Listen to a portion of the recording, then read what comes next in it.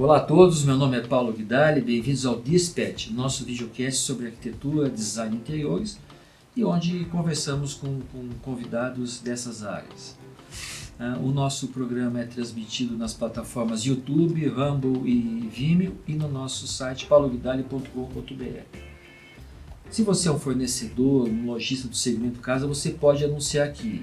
Aqui os seus produtos, sua marca tem uma repercussão junto aos nossos seguidores que estão em todo o Brasil. E se você estiver aqui em Curitiba, você pode assistir o nosso programa ao vivo aqui no nosso estúdio que está dentro do Solar do Rosário. Eu convidei hoje duas arquitetas para conversar sobre design biofílico. Elas estão aqui comigo, que é a Luísa Guzzi, que é arquiteta, e também é arquiteta e consultora de Feng Shui, que depois vai me ensinar como se pronuncia essa palavra, Carolina Herrera, né? Henares, desculpa, Carolina Henares. Se fala muito em design biofílico, okay? Se fala muito, hoje eu recebi várias publicações, mas poucas pessoas sabem exatamente do que se trata. Você tem a formação de arquiteta, como que você chegou no design biofílico? Olá, Paulo. Olá a todos, né?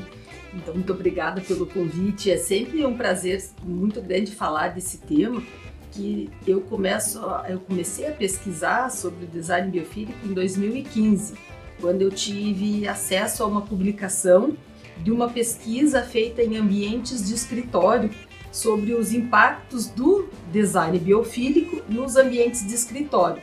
E como eu trabalho com ambientes residenciais e ambientes corporativos, aquele termo me chamou a atenção. Na época não tinha curso, não tinha uma formação em design biofílico. Hoje, felizmente, né, em algumas pós-graduações existe essa disciplina e normalmente na academia era tratado como ambiente restaurador.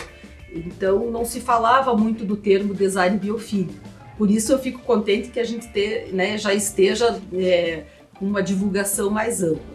O design biofílico, na verdade, assim, a gente tem que retroceder um pouquinho no entendimento de que alguns psicólogos comportamentais ou também fisiologistas, eles começaram a perceber a relação do homem com a natureza. Claro, isso é ancestral, mas a gente, nos últimos séculos, parece que se distanciou um pouco, né, dos efeitos naturais.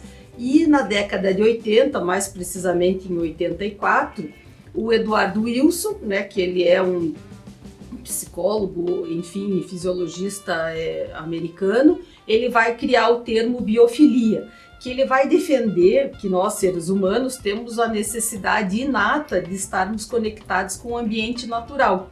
Então ele vai cunhar esse termo, biofilia, ele até escreve um livro, né, com esse homônimo, e o que se entende a partir dali? Que o design biofílico vem a ser a aproximação do homem ao ambiente natural por meio do ambiente construído. Então, como que vai trazer a natureza ou os elementos naturais para esse ambiente construído, atendendo aquela premissa de que nós temos essa necessidade inata. Então, Paulo, desde 2015 eu venho pesquisando, né, era basicamente autodidata, porque era através de leitura científica, né, artigos científicos que embasavam esses fundamentos. Existe também um autor chama Roger Ulrich, ele faz uma pesquisa com ambientes em hospitais, por exemplo, ele tem um artigo que chama alguma coisa como Room with a View, que ele faz uma pesquisa onde hospitais que simplesmente tem uma abertura, uma janela para um ambiente externo de qualidade, o grau de recuperação.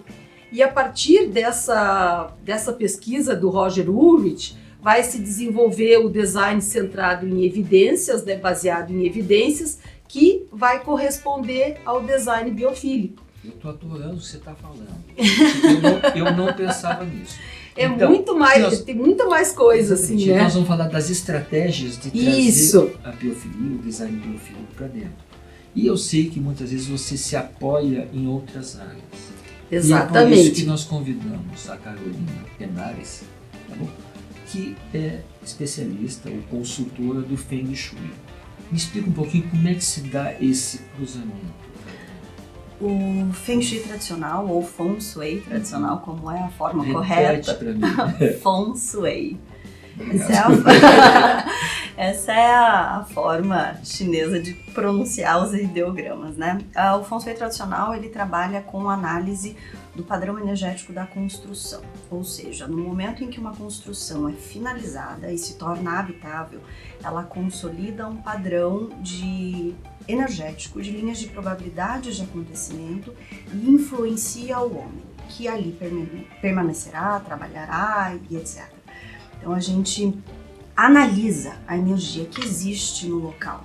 Então a gente tem um padrão energético que é dado pela terra, pelo homem que vai atuar ali dentro e pelo momento em que foi construído. Ela determina algumas diretrizes no sentido de aonde a gente deve posicionar uma área de permanência, onde deve estar uma porta de entrada, onde tem espaços de melhor recuperação no caso de hospitais. Esse exemplo foi magnífico, eu quero voltar a ele. Isso. Uhum. E aí a gente consegue embasar o trabalho da biofilia, ou do design biofílico, melhor dizendo, porque a gente cria mais uma camada de informações, além, por exemplo, do conforto ambiental, que seria dado pelas ventilações, iluminações naturais, que isso também... Que é uma das estratégias do design é uma biofílico. conexão muito importante que o Feng Shui também dá, que a gente precisa ter essa conexão com o natural. O primeiro olhar é para o meio natural, para esse externo, da onde vem mais energia, que é do sol, e como isso chega dentro da construção. E aí a gente cria mais uma camada de diretrizes, de fundamentação para a aplicação que vem do design biofílico na sequência. É uma complementação de áreas, Isso. né, que visam essencialmente o bem-estar do usuário. Se a gente pensar em arquitetura, daí volta a nossa formação original, né, Carol? Uhum. Que em arquitetura, o homem é o centro, né, do projeto, para quem a gente vai construir. Então, a gente tem uma série de análises que eram consideradas em arquitetura como conforto ambiental, que envolve o conforto acústico, termoacústico, conforto visual, níveis de iluminação. E aí, mais especializadamente, o design biofílico vai lançar mão de algumas estratégias baseado nessa premissa de bem-estar. Por isso que ela se soma também, né, com o Feng Shui. Eu também, Paulo, eu não consigo falar diferente. A gente vai até o final, a gente consegue falar. Eu espero. Eu também, porque eu sei que eu tô falando, mas eu sei como que fala. Vou ficar aqui no fundo. Isso. Mas olha, trazendo assim para coisa prática, tá bom? E falando aqui com a Carolina. Eu tenho uma casa, uma moradia que eu já estou dentro dela, ou que eu vou entrar. Aonde que vocês entrariam, em que momento que vocês entrariam e que orientação vocês poderiam me dar, ou uma orientação, ou uma análise, ou um laudo. Explica um pouquinho mais na prática. A gente analisa quando foi construída, fazemos uma compatibilidade dos moradores, nesse caso. Então eu verifico qual é o teu padrão energético, que é dado pelo teu trigrama de ano de nascimento, todo mundo tem, isso é dentro da cosmologia chinesa, que se baseia no I Ching e tudo mais. Então a gente remete aí a alguns anos atrás, né, uns 3, 4 mil atrás, para trazer o fundamento para essa técnica da cosmologia. E, em paralelo, eu olho o padrão energético da tua construção e na prática eu vou te orientar assim, olha, a tua sala de jantar, o ideal seria que em vez de uma mesa quadrada, você tivesse uma mesa mais redonda. Ou evitar ficar muito tempo em determinadas áreas, porque isso daqui pode te dar dor de cabeça. Quando a pessoa já mora no local, a gente consegue identificar o que acontece ali e criar elementos e, primeiro, consciência dos porquês que a pessoa está interagindo e algumas coisas acontecendo. E aí a gente cria mecanismos para evitar que isso aconteça, seja numa mudança de circulação dentro da casa. Então, em vez de você acordar e ir direto para o banheiro, passa primeiro pelo closet, depois vai para o banheiro, abre uma determinada janela para a gente captar um padrão energético antes de você chegar num determinado local. Quando não tem nada mais para fazer, não dá para mexer com layout, não dá para mexer com uma reforma e transformar, aí a gente entra com a decoração e aí entra o design biofílico, ajudando a posicionar determinados elementos específicos dentro da linha dos 5 elementos que fundamentam o Feng Shui, que é a terra representando a segurança, base, sustentação, o metal representando foco, organização, critério e estratégia, a água representando comunicação, fluidez e uma sabedoria interna, a madeira ou a árvore, como alguns chamam, representando criatividade, expansão, e o fogo representando potencial de vida, vitalidade e lucidez. A gente trabalha com esses 5 elementos aplicados à construção ou aplicados ao design, né, de decoração ou mesmo escolha de quadros, escolha, né, depende do que a pessoa quer trabalhar. E aí o design biofílico entra na sequência, trazendo todas as suas características e diretrizes, trabalhando com uma segunda camada. Então a gente tem mais um fundamento ali de aplicação. Nós estamos falando aqui das áreas residenciais, né? Uhum. Eu vou pular agora para as áreas institucionais. Essa ideia da área de saúde me agradou muito. Eu quero saber se você entra antes ou depois da Luísa. Eu já trabalhei com hospitais e clínicas também, Então, a minha pergunta para vocês é assim, um pouco desafiadora. Você está fazendo o design biofílico de um hospital, por exemplo, cujo entorno não está em contato nenhum com a natureza, né? Uhum. Essa edificação, ela está no meio da cidade, cujo entorno são outras edificações, né? Como que você traz o design biofílico para dentro dessa instituição?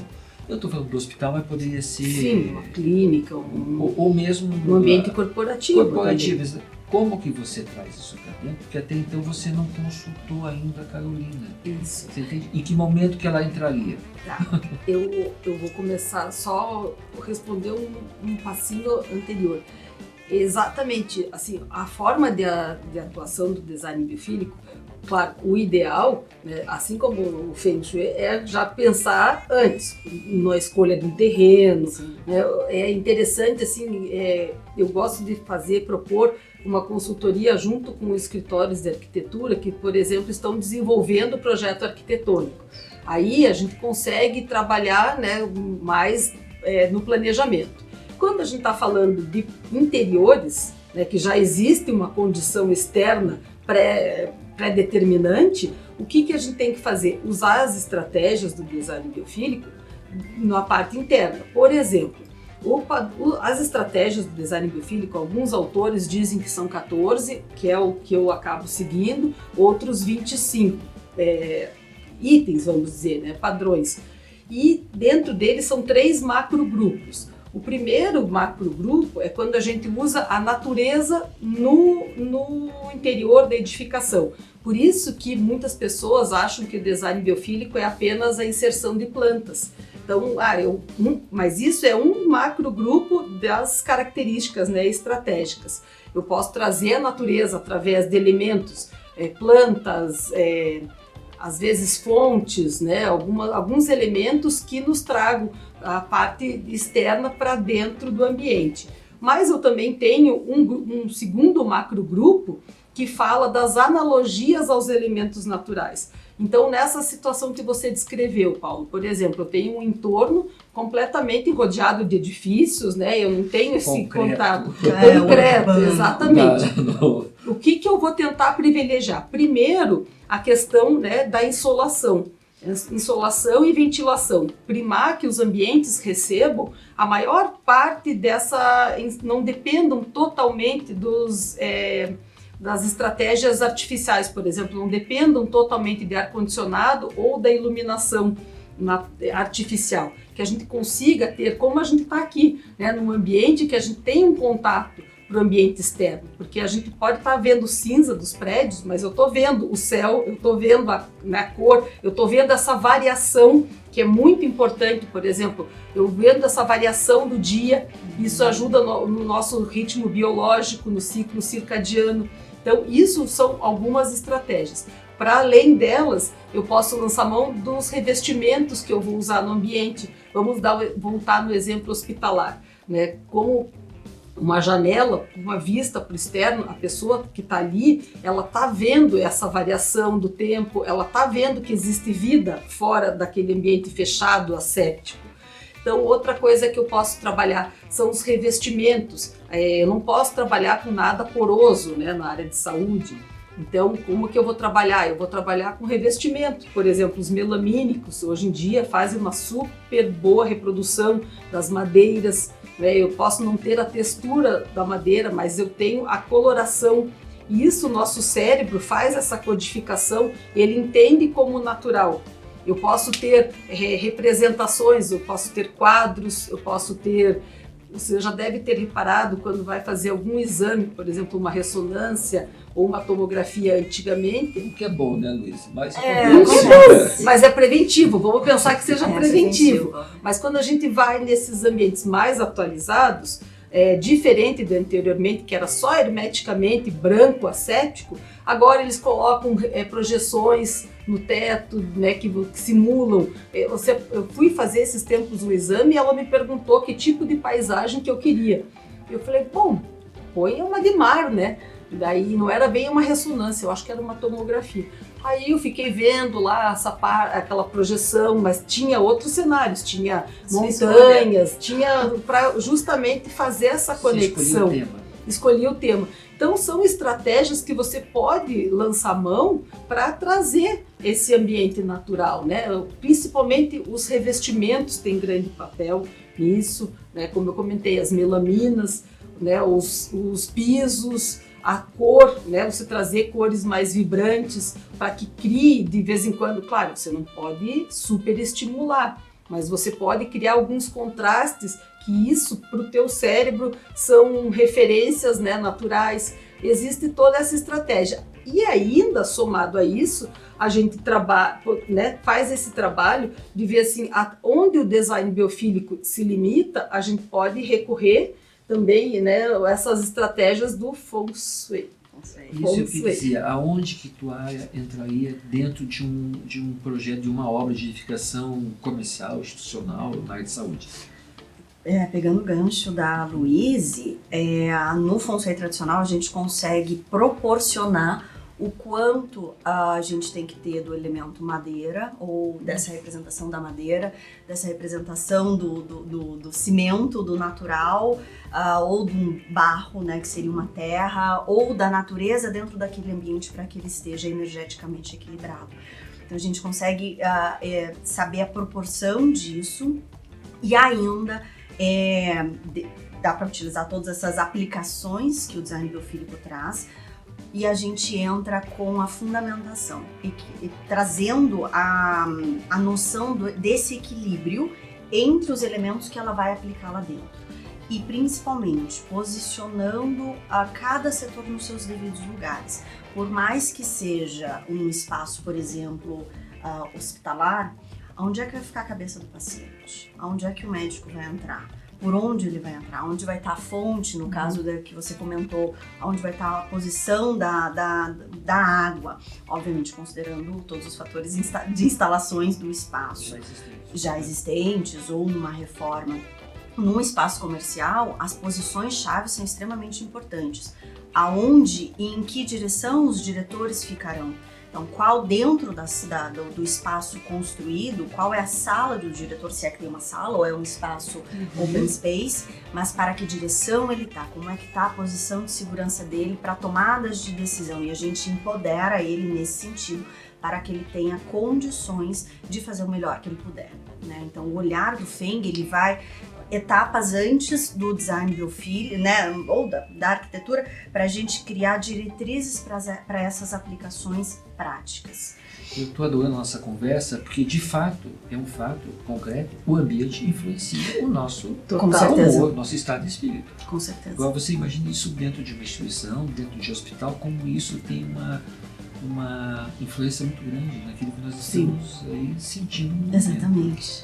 Isso que você está comentando, Paulo, é uma área assim, que particularmente me interessa bastante, que é uma relação da arquitetura com a psicologia ambiental. Na psicologia existe uma abordagem que é a psicologia ambiental, que vai falar justamente dessa relação pessoa-ambiente. Nessa abordagem entende-se que a pessoa ela é influenciada pelo ambiente, mas o ambiente também sofre alteração da ação humana.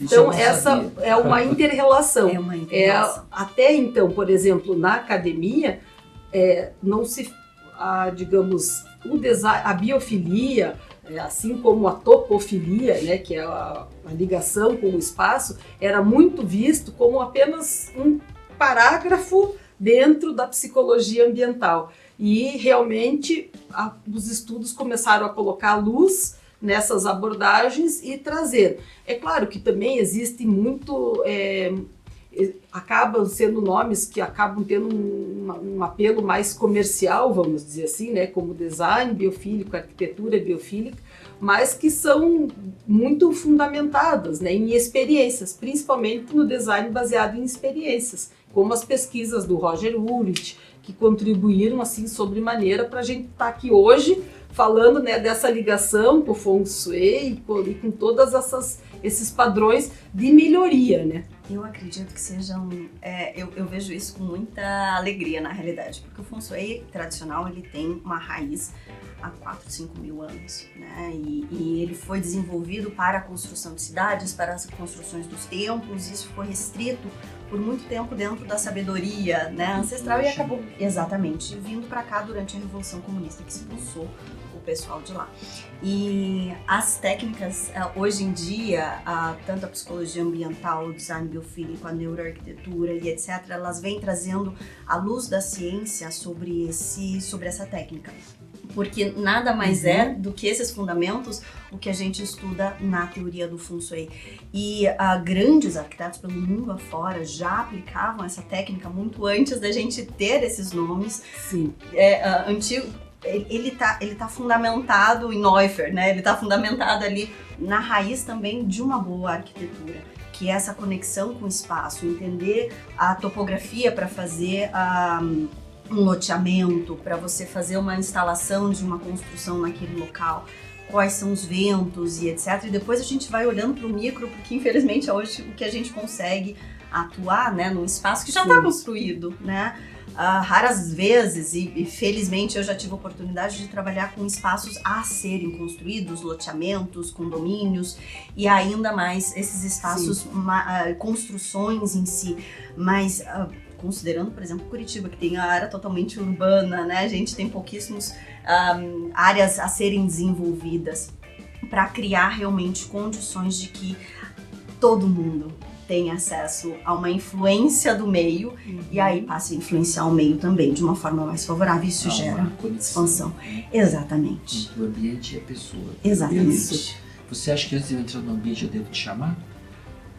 Para saber se o ambiente está de acordo comigo, se eu estou vergonha? Eu já te... Ou você tem existe uma regrinha para você? A gente consegue trabalhar, desculpe, em todos os momentos.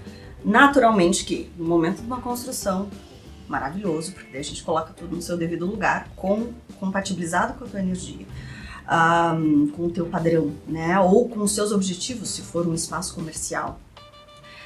Não tem jeito, o terreno já está comprado, ok, a gente constrói com o que tem. Sim. Não, o projeto já está feito, ok, a gente faz o que é possível. Então, em cada uma das etapas... Vai trabalhando conforme a situação exatamente, que está que a se condição apresenta. que está apresentado naquele momento. O Feng Shui, ele entra com cores, objetos, quando não tem mais nada para fazer. Sim. Né? Aí a gente entra com as Buscando harmonizações, aqueles cinco tipos que você... os equilíbrios dos 5 elementos. Isso. A gente usa esse equilíbrio também na estrutura, no estudo da estrutura energética para o desenvolvimento de projeto. Mas o olhar, ele é mais prático quando a gente consegue entrar antes nesse caminhar, né, do projeto de desenvolvimento. Depois é a harmonização e tomada de consciência do espaço, que já é grande coisa. Né? Já é uma grande coisa. Você já saber, proporciona, né, bastante melhoria. Exatamente. Você saber aonde você está, você ter consciência de cada elemento no seu espaço, já transforma essa tua conexão com o espaço. Você já toma mais atenção ao teu meio e faz com que essa conexão e essa influência tua com o meio, do meio contigo, tenha um equilíbrio dinâmico um pouco mais estável. A Luísa está falando que como arquiteta, ela foi buscar, então foi pesquisar, foi atrás de pesquisas, foi ler sobre o design biofísico. Como que você da arquitetura foi para o Feng Shui? O Feng Shui está muito atrelado à arquitetura, né, na sua raiz. Eu fui em busca de cursos, né? Existem institutos que dão aula, né? Tem essa formação. Isso no Brasil? Tem no Brasil, no Rio de Janeiro, fui pessoalmente. Tem um outro instituto hoje em São Paulo, muito bacana também. É um Instituto Eternauti, que tem uma raiz, a gente fala, tem uma linhagem, né, dentro da cultura chinesa. Grandes professores, hoje eu tenho como mentor o Howard Choi, que é um chinês que hoje mora em Berlim. Ele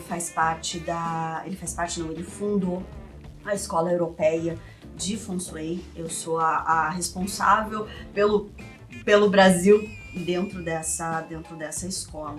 E continua. É um estudo basicamente. Ele avança. Ele avança, porque ele avança em sutilezas que tem muitas conexões, né? Não é um estudo estático. A gente tá, por exemplo, o tempo é cíclico, né, para começar. Sim. Então, assim, a gente está se aproximando de uma virada de período que só aconteceu 180 anos atrás. Então, a influência da casa muda com o passar do tempo. A gente vai analisando isso, todas essas Carol tá me coisas. assustando. Não, eu acho que... Quer dizer o que minha casa mudou? A casa, olha, ela sempre muda, Paulo. A casa ela tá em transformação. ela tá em transformação e assim a gente como se adapta. gente, né? A gente não é estático e pronto. A gente espera-se, por isso que a gente fica atualizado. Exatamente. Porque a gente está sempre buscando coisas novas, né? Atendendo aos diferentes apelos pessoais. Então, os ambientes também, eles passam por isso, né? Senão a gente ia estar projetando como, né? Não ia ter uma mudança nos padrões de projeto, assim. Então, isso é interessante. Então, eu vou fugir um pouco aqui do escopo e vou fazer uma consulta para você, que me perturba e deve incomodar outras pessoas. Aparelhos eletrônicos dentro do quarto atrapalham? Sim, a gente entra em outro campo. Sim. A gente entra em outro campo que é da geobiologia, da influência da radiestesia, que é a análise, né, desses padrões eletromagnéticos. A gente está permeado por redes de Wi-Fi, Bluetooth, etc. É meio urbano, né? Pra gente ficar fora disso, precisamos morar numa fazenda, num sítio que a gente tenta se blindar. A influência existe. Atrapalha? Com certeza. Então, a recomendação é sempre que, primeiro, que a gente não tenha diretamente na cabeceira nenhum elemento elétrico, eletrônico. Ou seja, 99% das pessoas têm isso. Adoro os arquitetos que adoram colocar LED na cabeça. Ai, é tão lindo. Eu pensava atrapalha, o celular, o celular. Então, coloca no modo avião, por exemplo, na hora de dormir. Ou deixa ele mais abaixo da cama. Eu tenho deixado no banheiro. Ou longe. O ideal é longe, mas quando usa como despertador, pelo menos deixa no modo avião, desconectado da tomada, carrega depois. A gente vai criando paliativos, porque influencia. Não faz bem, mas é o que a gente tem. Não tem como a gente fugir, infelizmente, hoje em dia. É aceitar e mitigar possíveis problemas, né? Eu estava assim, vocês estão falando, estava pensando assim, que área que poderia se beneficiar muito disso, tanto do design biofísico, e eu fiquei pensando, gente, os presídios hoje são fundamentais, sabe, começarem a se modernizar e a adotar essas novas culturas. Porque na verdade eles não são ambientes, os ambientes, né, de exceção, como presídios, até ambientes, a gente fala ambientes de saúde, né, eles têm que ser voltados para reparação, né? Não é simplesmente para guardar a pessoa lá e ela ficar ali cumprindo que é o que existe hoje. A punição é merecida, exatamente, mas a pessoa precisa sair reabilitada. Regeneração. Que é a regeneração.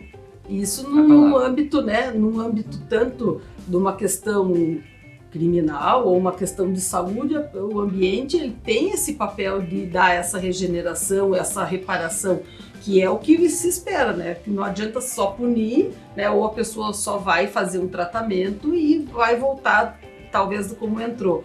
Então, assim, a aplicação, Paulo, é bem ampla. Como a Carol comentou anteriormente, eu acho que o bacana disso é que a gente atende a várias escalas. Por exemplo, o design biofílico a gente atende desde a escala mínima, que é um ambiente, até a escala urbana. A gente pode falar de cidades biofílicas, que são cidades não apenas que elas têm área verde, Eu sempre enfatizo que o verde é uma das características, mas são cidades, por exemplo, que elas têm políticas públicas que promovem a inserção do usuário, novas práticas, por exemplo, as hortas coletivas, os grandes, as proteções dos vazios urbanos, tentar conscientização contra as ilhas de calor. Então, assim, a aplicação do design biofílico eu acho muito bacana, porque vai desde a escala micro até uma escala macro. E também independente em variados períodos, Ou na construção, claro que é o ideal, mas também no estado que já está consolidado, um ambiente, um espaço como um todo. Eu acho que isso que é a liberdade de você poder sempre extrair o melhor, e proporcionar melhores atitudes, melhor conservação, melhor utilização e visando esse bem-estar. E eu acho que eu nunca vi isso se configurar de forma tão real como foi esses 2 anos de pandemia. Porque as pessoas, todo mundo que você falava, o desejo, é entrar em contato com a natureza. Você sabe, Paulo, que nesse período de pandemia, complementando o que você comentou, assim, nunca foi tão grande a busca por residência, por apartamentos com varandas, justamente porque a pessoa tinha que ficar confinado, mas ela precisava, no mínimo, desse contato com o natural. A gente conversa com imobiliárias, a venda de casas aumentou significativamente. A venda de imobiliário externo aumentou significativamente. Ontem eu fui visitar uma empresa que trabalha com spas e ofuros. Aumentou significativamente porque essa necessidade do bem-estar, E como que a gente atinge? Se voltar lá no Eduardo Wilson, estando em contato com elementos naturais. Então a gente viu, eu acho que a pandemia, nesse sentido, ela serviu como um catalisador de mudanças que já precisavam acontecer. E isso a gente viu que assim, o ambiente totalmente climatizado, totalmente artificial, não consegue mais atender a necessidade. Além de ele ser super consumista, Aí a gente vai falar de um outro problema que o design biofílico e até o Feng Shui vão dar conta de harmonizar. Mas é num sentido assim que as formas de se projetar também sofreram esses impactos e que aceleraram essas mudanças que eram necessárias. Falando em pandemia, no Feng Shui, as pessoas passaram, ou no Feng Shui, na pandemia, as pessoas passaram a sentir os seus espaços, um impacto da residência, Meu Deus, eu não consigo ficar na minha casa, eu não consigo trabalhar aqui. Não era porque tinha filho, era porque não se concentrava. E a gente ia ver, a posição dele estava totalmente errada, ele não tinha essas condições que a gente também olha do meio externo. Faltavam uma série de elementos ou de harmonização, ou reposicionamento do layout para que a pessoa vivesse bem dentro daquele espaço. Então, o olhar das pessoas, a percepção delas do ambiente ficou escancarada. Todo mundo passou a sentir o seu espaço construído, a sua casa, ou mesmo quem conseguiu ficar no escritório. Pera lá, tô aqui, e aí? O que eu faço com isso? Sou só eu comigo mesmo e a casa. Essa relação se tornou muito próxima. Eu conversei com algumas arquitetas aqui e elas disseram que muitos dos seus clientes, das pessoas do redor, o desejo é voltar para o interior. Voltar ou ir para o interior, E busca exatamente isso que vocês estão falando. Até estilo de vida, Reconexão. Assim, quando eu digo voltar para o interior, seria exatamente. O maior ou menor grau, buscando mas essa conexão. Seja assim, alguns conseguiam realizar isso no ambiente que estavam, outros realmente precisavam procurar uma casa, procurar uma chácara, procurar uma praia. Isso que foi assim, uma das grandes mudanças de comportamento que eu acredito que elas iriam acontecer, naturalmente, mas talvez a pessoa levasse mais tempo para se perceber desse afastamento. Às vezes parece que né? precisa de um choque, né? Exato, infelizmente. Precisamos. Né? Tanto é que a gente fala assim que, por exemplo, quem soube perceber isso na pandemia conseguiu fazer grandes transformações para o seu dia a dia. Né? Não E consegue, sai melhor Exato. do que simplesmente sofrer os impactos, né? Do que está acontecendo e depois voltar para o piloto automático. Então a gente percebe assim que tendo essa sensibilidade, essa análise, né, a gente ainda como arquiteta que pode proporcionar esses espaços novamente mais saudáveis, é muito importante lançar a mão dessa sensibilidade. A sensação é de que as pessoas que se conectaram realmente de fato Sim. com essa percepção do espaço assumiram os valores reais do que realmente tem valor e deixaram de dar valor a superficialidades, né? E se conectaram realmente com a natureza, com a E às família. vezes até de forma inconsciente. Claro, Eu sim, vi muitos pessoas foram. colocando pequenas hortas na área de serviço. Sim, Você tem indo dando mais valor para a varanda, para a floresta, sabe? Uhum. Eu trazer meu próprio alimento, o que eu como, como é que eu me alimento, inclusive das informações, né? Porque a gente se alimenta do contato com o outro. Então, o que tudo isso tem realmente de benefício para mim e para o outro? Isso cresceu exponencialmente. Escuta, eu gostei muitíssimo de conversar com vocês. A gente se aprofundou num tema que eu confesso para vocês que eu ainda estava na superfície. Uhum. Tá bom? Então, obrigado, Carol. Eu que agradeço. Obrigado, Luiz. Nossa, obrigada a E você, Paulo, pela repete pra mim. oportunidade. Vamos terminar com o teu Feng Shui. Feng Shui. Feng Shui. Feng Shui Sim. tradicional. Muitíssimo obrigado. Obrigada a Menina. vocês. Obrigada, Paulo. Muito obrigado aos nossos apoiadores, a Renomar de Pisos de Madeira, a IG Consultoria Bioclimática, nossos agradecimentos ao apoio cultural do Solar do Rosário e o apoio institucional das BEA. Se vocês quiserem anunciar no nosso programa, por favor, entre no site paulovidale.com.br, deixe uma mensagem que nós retornaremos. E nos vemos na próxima semana.